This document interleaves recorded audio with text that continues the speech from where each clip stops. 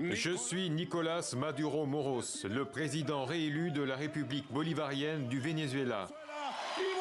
Les résultats viennent de tomber, la foule est en liesse.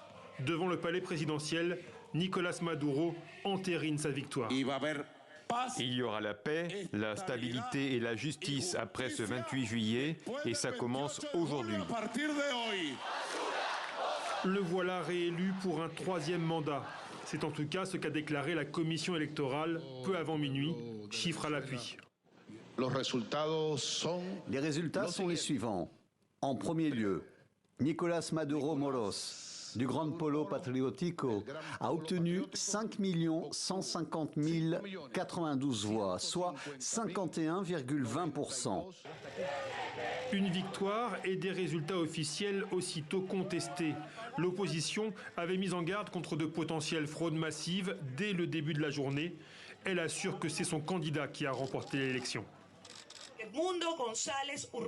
Edmundo González Urrutia a obtenu 70% des voix lors de cette élection et Nicolás Maduro a obtenu 30% des voix. C'est la vérité. Et mes chers Vénézuéliens, ce sont les élections vénézuéliennes avec la plus grande marge de victoire de l'histoire. Félicitations Edmundo.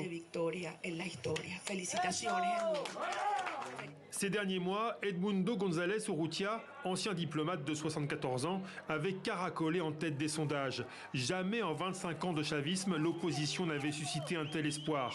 Dans les rues de Bogota, la capitale de la Colombie voisine, des milliers de réfugiés vénézuéliens ont laissé éclater leur colère. Nous voulons la liberté. La liberté pour quoi faire? Pour retourner au Venezuela, pour être avec notre famille. Et je suis vraiment déçu, trop déçu de ces votes, de ces résultats. Car aux yeux du monde, ce ne sont pas les résultats qui ont été obtenus.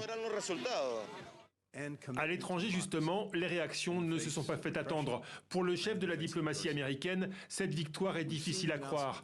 Perplexité aussi des chancelleries européennes. 9 pays d'Amérique latine demandent un réexamen complet des résultats quand les alliés historiques de Maduro, Chine et Russie en tête, se félicitent de sa réélection.